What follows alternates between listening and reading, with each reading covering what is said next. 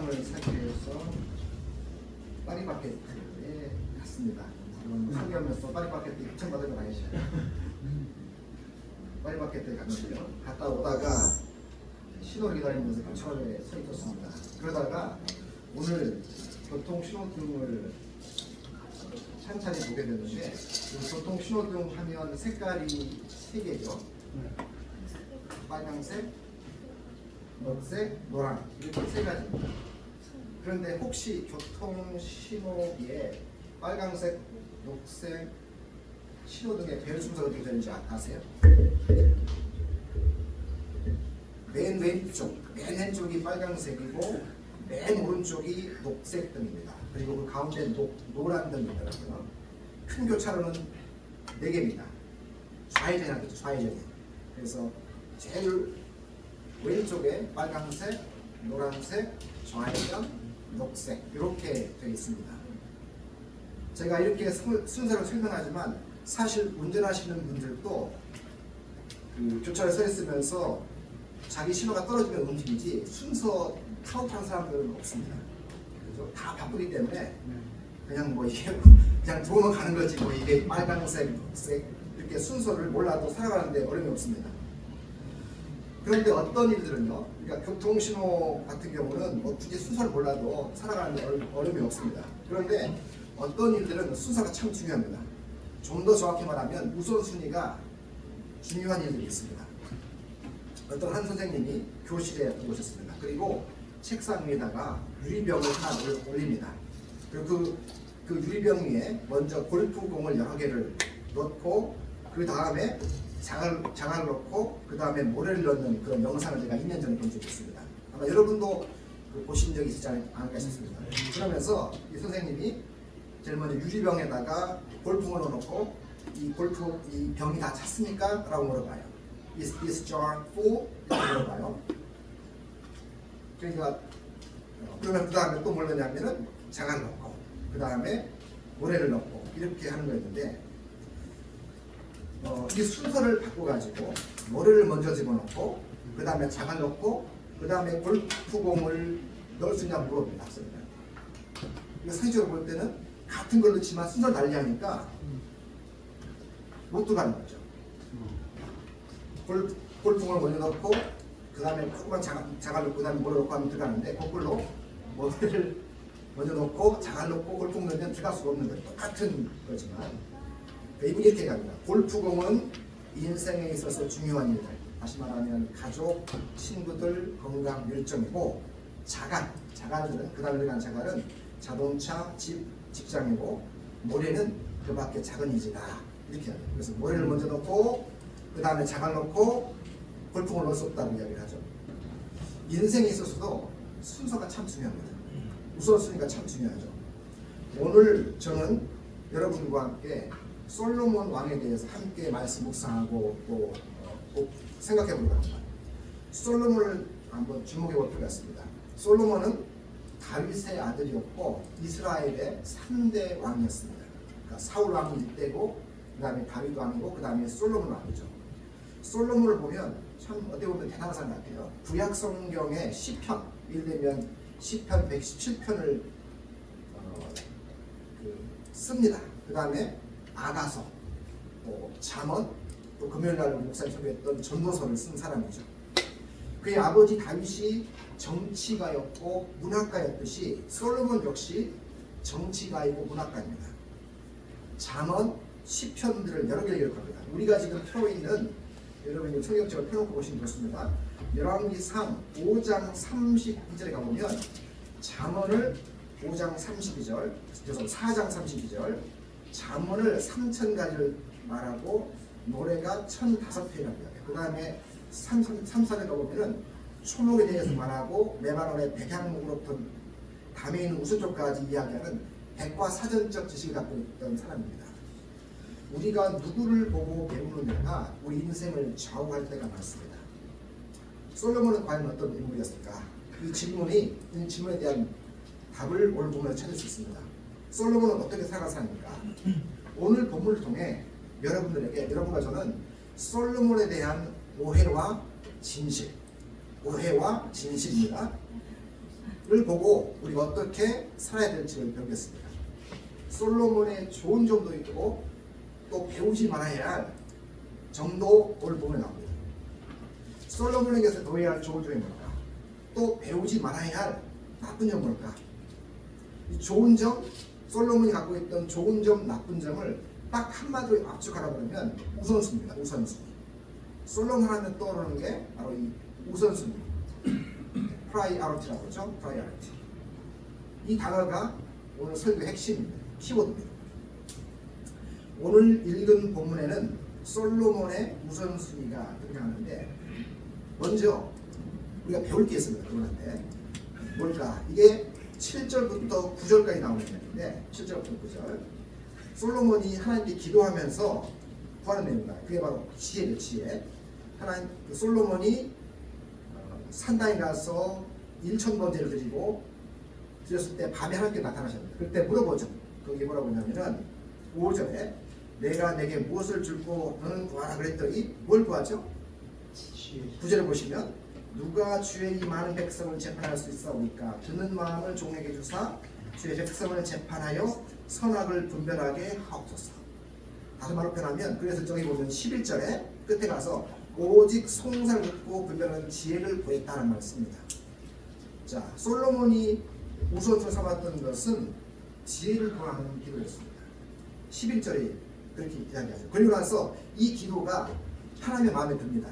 10절을 자세히 보면 10절에 보면 솔로몬이 이것을 구하매 그 말씀이 주의 마음에 든지라. 솔로몬 생각하면 아마도 많은 분들이 오늘 본문을 떠올릴 겁니다. 하나님께 지혜를 구한 왕 이렇게 생각을 하죠. 솔로몬은 우선순위가 좀 달랐던 것 같아요. 솔로몬은 무엇을 해야 할지 하지 말아야 할지 분별할 줄 알았던 사람 같습니다. 무엇이 더 중요한지 어떤 것이 중요하지 않은지를 분별할 줄 알았던 사람이었죠. 솔로몬은 아버지의 뒤를 이어 다윗을 이어 이스라엘 왕이 됩니다. 그리고 왕이 되어서 백성을 다스리려고 하니까 제일 먼저 필요한 게 뭐냐면 이 재판의 지혜. 백성을 놓고서 왕이 당시에는 재판했기 때문에 백성을 올바르게 판단하는 이 사법적 지혜를 하나님께 구합니다. 솔로몬이 지혜를 구한 것은 참 의미심장한 일입니다. 왜냐하면 1000번제, 우리말로 1000번제라고 하지만 원래는 1000가지 제물을 한꺼번에 드리는 제사를 말하죠. 1000일을 드리는 게 아니고 교회가 오용해가지고 이걸 1000번제 헌금해가지고 1000일 동안 헌금하게 하는데 땡이다 땡인데 그게 아니라 한꺼번에 1000가지 제물을 드린 거예요. 그리고 나서 그리고 나서 그날 밤에 하나님이 꿈에 나타납니다. 물어보시죠. 내가 너에게 무엇을 줄고 너는 구하라. 5절. 여러분 만약에 우리 김영식 집사님한테 오늘 저녁에 하나님 나타나셔가지고 내가 너에게 무엇을 주랴 나에게 구하라 라면 뭘 구하시겠습니까? 제가 답을 하라고 하지 않겠습니다. 그냥 여쭤보는 겁니다. 네. 하나님이 여러분 오늘 꿈에 나타나가지고 내가 너한테 꼭 주고 싶은 게 있는데 못 구할래 라고 물어보면 뭘 구하시겠습니까? 고3한테 물어보면요, 주님 저 좋은 대학 가고 싶어요, 주님 꿈꾸는 그거 하고 싶어요 라고 하지 않을까요? 대학교 4학년한테 똑같은 얘기를 물어보면 주님 저 직장 좋은데 좀 이렇게 하지 않겠습니까? 네. 주식 투자하시는 분들은 주님 이번에 한 코스피 5천 찍게 해주십시오. 진짜 많은데요. 성악개미들 동하고 돌아오고 계십시오. 이렇게. 네. 직장 다니는 분들은 어떤 기회를 하시겠어요? 직장에서 인정받고 승진하고 연봉도 좀 올라가 계십시오. 이렇게 하시겠죠. 건강 안 좋으신 분들은 제 무릎 좀 아프니까 주님 좀 이거 좀 펴주세요. 네, 이렇게 할 수 있을 거예요. 사람들은 지금 자기가 가장 중요하게 생각하는 것을 하나님께 구하게 되어 있습니다. 따라서 솔로몬이 이 순간에 지혜를 구했다는 것은 솔로몬이 지혜를 얼마나 중요하게 생각했는지를 보여주죠. 늘 그걸 생각하셨다는 걸 보여줍니다. 솔로몬이 원하는 지혜는 아까 말씀드렸던 것처럼 11절 끝에 보는 것처럼 재판, 송사를 듣고 분별하는 지혜였습니다. 솔로몬이 다른 것 구하셨다고 이야기했어요. 이걸 보니까 11절 앞에 보면 뭐라고 하냐면 장수, 자기를 위하여 장수도 구하지 아니하며 부도 구하지 아니하며 자기의 원수의 생명을 구하지 않았다. 다른 말로 오래 살겠습니다 왕이니까 좀 이 권력을 좀 누리면서 오래 길게 갈고 길게 살기시든 아니면 그냥 왕창 좀 풀으시든 아니면 정적을 제거하면 좋겠습니다. 원수들을 잡는 거니까 정적이죠. 자기를 괴롭히는 정적을 싹 제거하는 일을 하겠다 하지 않고 지혜를 구합니다. 사람들은 자기가 중요하게 생각하는 것을 우선순위에 둡니다. 여러분, 우리의 우선순위는 무엇입니까? 솔로몬이 하나님이 솔로몬에게 꿈에 나타나 너 무엇 주기를 원하느냐 물을 때 대답할 준비가 되었던 것처럼 여러분들은 하나님이 여러분에게 너 뭐 내가 너한테 뭐 해줄냐 라고 할 때 그걸 생각하고 계십니까? 제대로 된 우선순위를 정해놓고 살아가고 계십니까? 우리가 기억할 것은 이 지혜와 지식은 다른 거죠. 지혜와 지식. 우리는 지식의 문화에서 여기 살고 있습니다. 지혜 문화를 약간 가볍게 여기면서 지식의 문화를 소중하게 여기는 그런 시대에 살고 있어요. 지식은 영어로 what에 관한 이야기다. what. 무엇이요, 무엇. 그러니까 많이 아는 것을 지식이라고 합니다. 지식을 가진 사람은 책도 많이 읽고 공부도 많이 하고 상식도 풍부합니다. 머리에 좋습니다. 대화해보면요. 구글 안 찾아도 돼요. 그냥 쫙 물어보면 줄줄줄줄 나오죠. 버튼을 누르면 다 나와, 정보가 다 나와요. 반면에 지혜는 뭐냐면 영어로 지식은 what에 관한 거라면 지혜는 how에가 해당합니다. how에.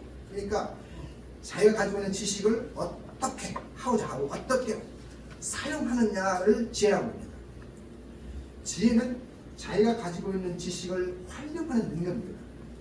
정보를 많이 갖고 있는 것을 지혜라고 하지 않습니다. 그걸 활용할 줄 아는 거죠. 아는 것이 남들은 10개인데 자기는 100개면 이 사람은 지식이 많은 거죠. 그러면 지혜로운 사람은요, 가지고 있는 10개 지식 가지고도 활용할 줄 아는 사람이라는 거죠.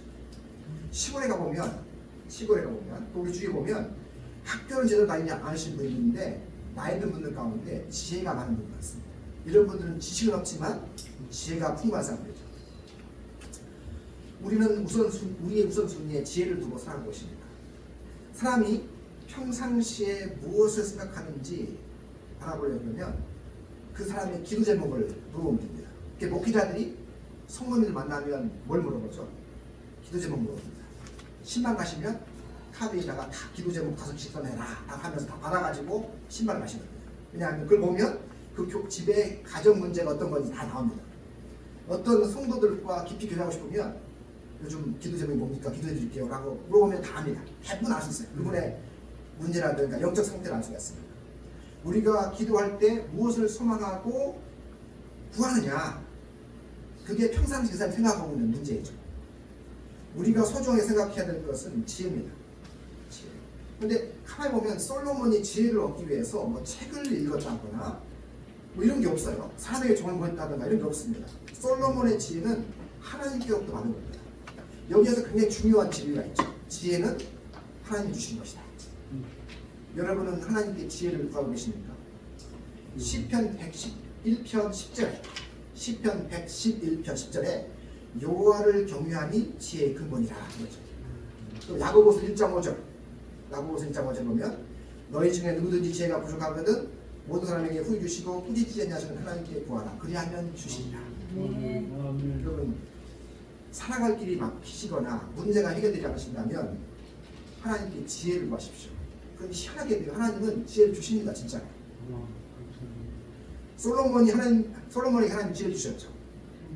오늘 본문에 보면 하나님이 이 지혜를 구하는 솔로몬의 기도를 너무 마음에 들어 하십니다. 아까 읽었잖아요. 우리 10절에 솔로몬이 이것을 구하며 그 말씀이 주의 마음에 든지라.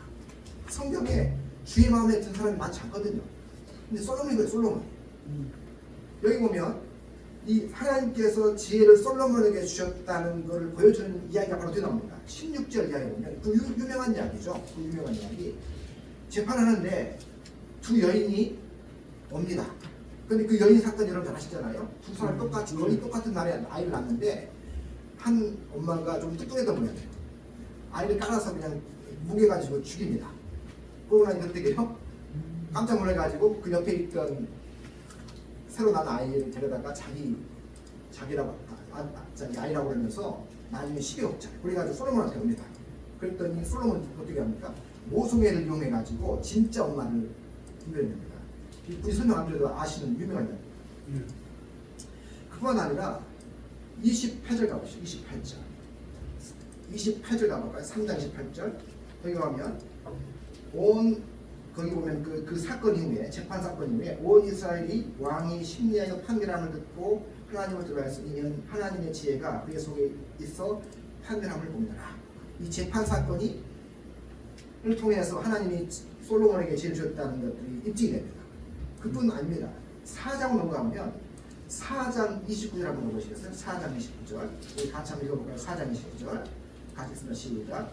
하나님이 솔로몬에게 지혜와 총명을 심히 주시고 또 넓은 마음을 주시되 바닷가의 모래같이 하시니. 이 4장의 내용이 뭐냐면 솔로몬이 왕이 되고 나서 내각을 구성합니다.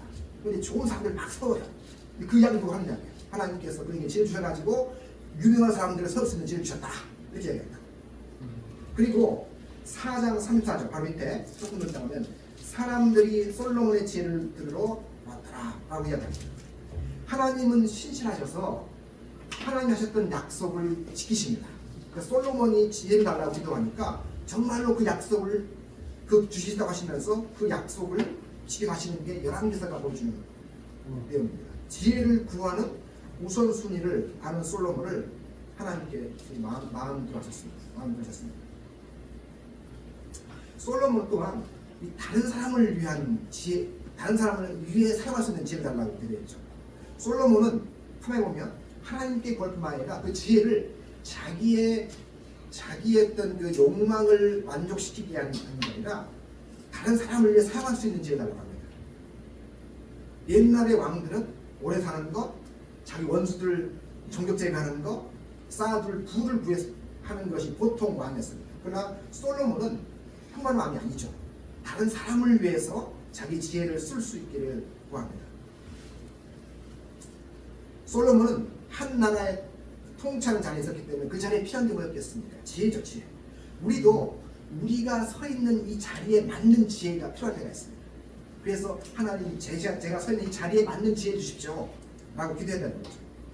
하나님께 지혜를 먼저 구하는 우리가 될 줄 알아야 됩니다. 우선순위가 제대로 되면 하나님이 그 사람을 마음에 들어 하시는 거죠. 직장 상사의 마음에 들면 어떻게 됩니까? 물대가 안 풀리죠? 꼬이죠? 직장 상사한테 마음에 드시면 직장 생활이 꼬입니까? 그건 아니거든요. 그런데 하나님 마음에 들면 어떻겠습니까? 하나님 마음에 들면 직장 상대 마음에 들어도 인생이 풀리는데 하나님 마음에 든다면 얼마나 감격스러운 일이겠습니까? 솔로몬이 자기 자리에 맞는 지혜를 구하며 우선순위를 지켰듯이 우리도 우리의 신앙의 우선순위를 지킬 수 있기를 바랍니다. 자, 이게 첫 번째 우리가 배울 솔로몬의 우선순위였습니다. 솔로몬의 배워야 할 우선순위, 지혜를 구하는 우선순위였습니다. 자, 두 번째. 그러나 이제 지금부터는 조금 다른 각도 이야기를 생각해 보겠습니다. 솔로몬은요 우선순위가 뒤죽박죽입니다. 뒤죽박죽이에요. 자, 우리 3장 1절 말씀을 같이 한번 읽어보겠습니다. 3장 1절. 자, 이렇게 읽죠. 2장 46절과 3장 1절 붙어있는 절입니다. 2장 46절 그 다음에 3장 1절 이 두 구절이 대조가 되는 부분인데 비슷한 이야기인데 한번 같이 읽어보겠습니다. 자, 준비되셨나요? 자, 같이 시작. 여호야다의 아들 브나야에게 명령하매 그가 나가서 시므리를 치니 그가 죽은지라. 이에 나라가 솔로몬의 손에 강구하여지니라. 솔로몬이 예후 왕 바로와 더불어 혼인 관계를 맺어 그의 딸을 맞이하고 다윗 성에 데려다가 두고 자기의 왕궁과 여호와의 성전과 예루살렘 주위의 성의 공사가 끝나기를 기다리니라. 저는 지금까지 솔로몬의 좋은 점만을 보았습니다. 그는 부를 구하지도 않고 장수를 구하지도 않고 정적 제거를 구하지도 않고 백성을 다스릴 지혜를 달라는 우선순위를 아는 사람이었습니다. 그런데 그가 열왕기상 조금 뒤에 11장에 가면 완전히 바뀌어버립니다. 그의 마음이 여호와를 떠나버립니다. 우리 11장 9절 한번 가보실까요? 11장 9절 열왕기상 11장 9절 11장 9절 가보면 우리 다음 세대들만 한번 읽어보겠습니다. 다음 세대라고 생각하시는 분은 다 읽어냅니다. 자, 11장 9절 같이 한번 읽어볼까요? 자, 저기 다음 세대만 시작. 솔로몬이 마음을 돌려 이스라엘의 하나님 여호와를 떠나도록 여호와께서 그에게 진노하시니라. 여호와께서 일찍이 두 번이나 그에게 나타나시고. 다음 세대가 힘이 없네 지금 보니까. 참고로 목사님도 다음 세대 같아요. 다음 세대 잘 읽고 여기 9절에 보시면 솔로몬이 마음을 돌이켜 여호와 이스라엘 하나님 여호와를 떠남으로 라고 나와요. 앞에까지는 하나님께 지혜를 구하는 사람이 있는데 11장에 오니까 어떻게 해요? 하나님을 떠나버리는 일을 합니다. 우리가 여기서 질문해봐야 돼요. 아니 솔로몬이 왜 이렇게 갑자기 확 바뀌어버렸지? 왜 솔로몬이 왕이 하나님을 떠나버렸지? 그 이유를 찾다 보면 우리는 굉장히 중요한 사실 하나를 알게 됩니다. 그가 무너져가지고 하나님을 떠난 것은요 갑자기 떠난 게 아니에요. 서서히 무너지고 있었단 말이에요. 서서히 무너지고 있었다. 솔로몬이 처음에는 하나님께 우선순위를 두고 하나님만을 의지하고 살다가 어느 순간 갑자기 확 180도 바뀐 게 아닙니다. 왕이 되는 순간부터 이 솔로몬의 우선순위가 뒤죽박죽이었다는 것을 주목해 볼 필요가 있습니다. 도로에 여기 우리 어디 가까운 데 여기 무너졌죠. 기억나세요? 어디 쪽? 예, 어디 쪽? 여기 광명입니까? 여기도 광명이잖아요. 일직동. 예, 거기랍니다. 일직동이라는데 도로에 싱크홀이 생길 때 제가 보니까요 갑자기 무너진 게 아니더라고요. 눈에 안 보이는 아래가 무너진대요. 그게 뭐 관이 부식돼 가지고 무너지면서 흙이 접혀들어가면서 아스팔트가 딱 받치고 있다가 무거운 게 지나가면 시간이 지나면서 이렇게 확 꺼져버린다는 이야기를 제가 들었어요. 그러니까 도로에 싱크홀이 생길 때 갑자기 무너지는 것이 아니라 눈에 안 보이는 도로 안쪽 부분이 서서히 무너지다가 임계점에 도달하면 어느 차물점에 도달하면 확 무너져버립니다. 솔로몬이 바로 그렇습니다. 우선순위가 이 사람은 처음부터 뒤죽박죽입니다. 한번 찾아볼까요?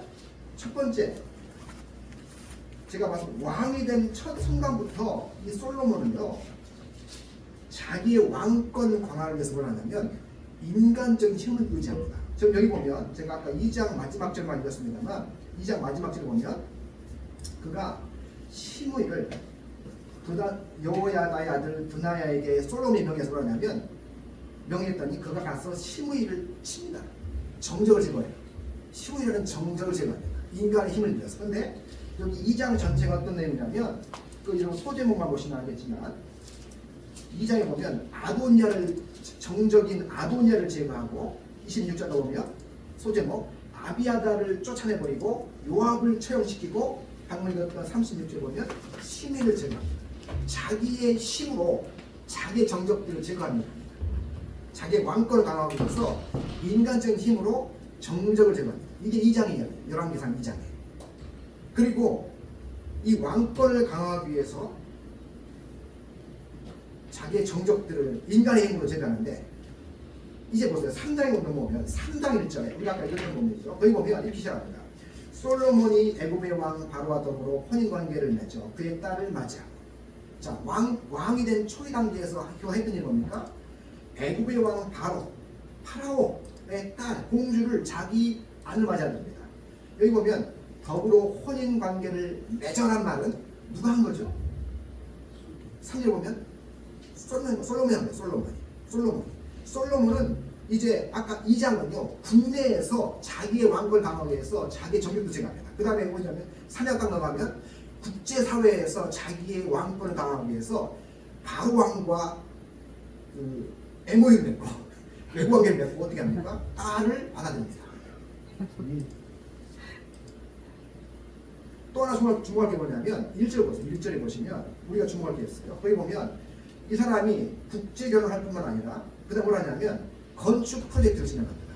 3장 1절에 보세요. 그의 딸을 맞이하고 다윗성에 데려다 두고 그다음 보세요. 자기 왕궁과 여호와의 성전과 예루살렘 주위의 성의 공사까지가 끝나기를 기다립니다. 건축 프로젝트를 진행하는데 자세히 보면 이 사람이 짓고 있는 게 있습니다. 뭘 짓죠? 3장 1절에 보면 뭐라고 했어요? 자기의 왕궁과 여호와의 성전.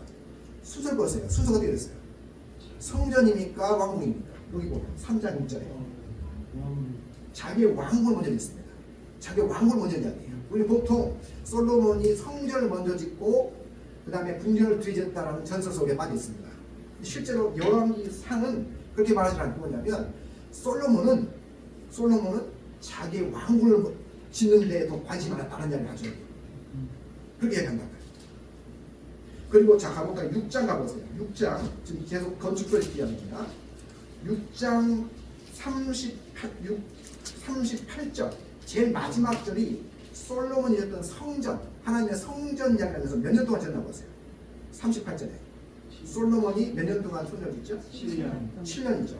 근데 그 다음 절 보세요. 7장 1절에 솔로몬이 자기 왕궁 몇 년 동안 짓는지 아세요? 13년. 자, 7년과 13년 뭐가 더 길죠? 자기 왕궁이 2배가 깁니다. 성전은 7년인데 자기 집은 13년 짓습니다. 솔로몬 성전도 레바논에 백양을 짓는데 흥미로운 건 자기 궁전도 레바논에 궁전을 짓습니다. 같이 지어요. 뭘 보여주냐면 솔로몬의 우선순위는 하나님의 성전처럼 보였지만 사실 뜯어놓고 보니까 어떻게 해요? 뒤죽박죽이에요. 뒤죽박죽. 그의 우선순위가 밑에 이렇게 합니다. 어느 때 보면 자기의 명예와 부보다는 백성을 위한 지혜를 구하는 우선순위를 가지고 있었는데 건축 프로젝트에 딱 들어갔더니 하나님의 성전은 7년 동안 대충 짓고 자기 집은 13년 동안 성전에 썼던 재료 그대로 갖다가 쓰면서 깊이 묵상하면서 저기 그 명상에다 붙이듯이 이렇게 짓는 거죠. 그러니까 다시 말하면 솔로몬은 11장에 가가지고 무너진 게 아니에요. 그가 11장에 가서야 우상숭배하면서 그때 확 무너진 게 아니라 이미 왕이 되는 초기부터 줄타기 하고 있었다. 줄타기. 우선순위가 뒤죽박죽해가지고 그 상태가 쭉 가다가 싱크홀이 확 무너지듯이 11장에 가니까 하나님을 떠나는 일이 벌어지는 거죠. 우리의 우선순위는 무엇입니까? 하나님과 관계를 중요하게 생각합니까? 나의 보금자리 둥지를 트는 것을 우선순위로 하고 계십니까? 먼저 해야 할 일이 있고 나중에 해야 할 일을 구분하지 못하면 뒤죽박죽이 되버립니다. 그러면 우리 삶에 의미가 쉽지 않죠. 속옷 먼저 입고 그 다음에 겉옷 입어야죠. 겉옷 먼저 입고 속옷 입으면 안 됩니다. 그럼 뭐가 되죠? 슈퍼맨.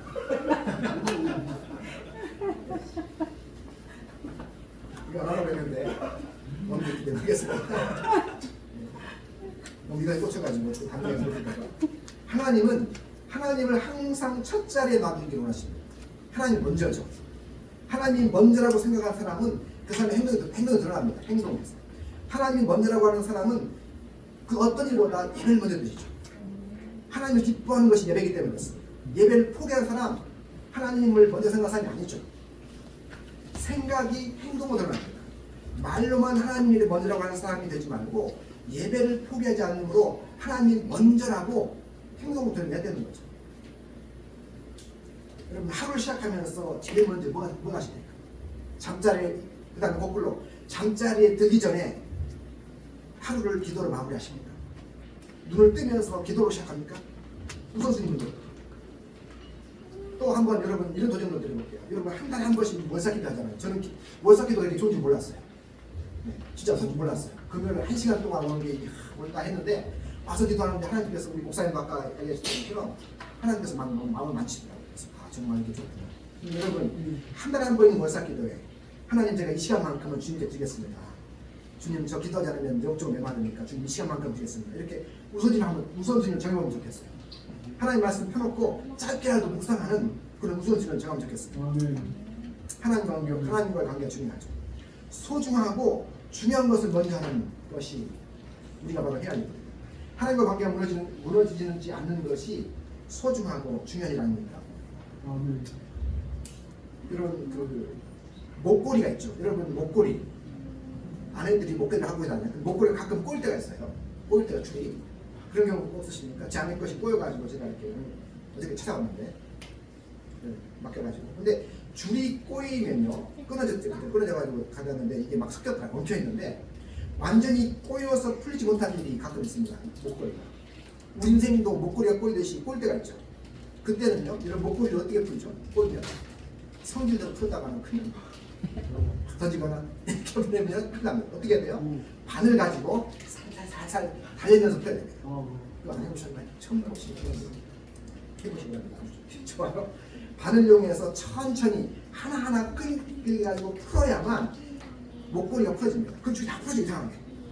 우리 인생이 목걸이 줄처럼 꼬일 때 그것을 푸는 방법은 차분히 그리고 천천히 우리의 우선순위를 점검해 보는 거예요. 뭐가 꼬였지? 어떻게 풀어야 되지? 하면서 이 뒤죽박죽 되버렸던 인생 우선순위를 풀어볼 필요가 있는 거죠. 다시 바늘로 하나하나 천천히 풀어가듯이 우리의 우선순위를 재정비할 필요가 있습니다. 우선순위가 위태위태하면 그것이 독이 되어가지고 우리가 하나님을 떠나는 삶을 살 수 있습니다. 제가 이렇게 이름 말을 적어놨어요. 예하, 기말고, 고사다. 이렇게 한번 적어놨어요. 이게 우선순위의 원칙입니다. 아버지가 예하라는 딸한테 하는 이야기입니다. 예하라는 딸한테. 예하야, 기말, 고사다. 무슨 말인가요? 조금 바뀌는. 예하, 예배가 먼저다. 하, 뭐가 먼저겠어요? 하나님 먼저다. 아니, 하나님, 그죠? 예배가 먼저, 하나님 먼저. 그 다음에 기말, 고사다. 기말, 고사를 주도 기말, 고사다. 기가 뭐겠어요? 기도가 먼저다. 말씀 다네. 말씀이 먼저다. 그 다음에 공동체가 먼저다. 사랑이 먼저다. 다른 사람이 먼저다. 다른 사람이. 예하야 기말고사다. 예하야 기말고사. 예가 배가 먼저. 하나님이 먼저. 기도가 먼저. 말씀이 먼저. 공동체가 먼저. 공사 사랑이 먼저. 다른 사람이 먼저. 이렇게 여러분 우선순위를 정하는 제안을 드려봅니다. 솔로몬은 우선순위가 뒤집박죽했습니다. 그러니까 삶이 뒤에 가서 꼬여버립니다. 다시 한번 우리는 솔로몬도 배울 좋은 점이 있고 배우지 말아야 점이 있습니다. 우리 우선순위를 다시 한번 정리하는 엉켜버린 목걸이를 풀듯이 우리 우선순위를 푸는 우리가 될 수 있기를 주로 응원드립니다. 기도하겠습니다. 하나님 아버지 감사합니다.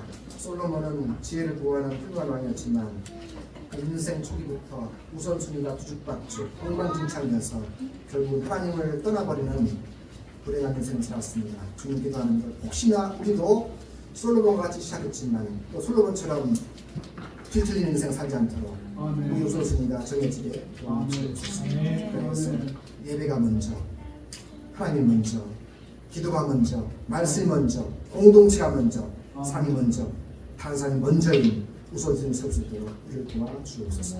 예수 이름으로 기도드립니다. 아멘.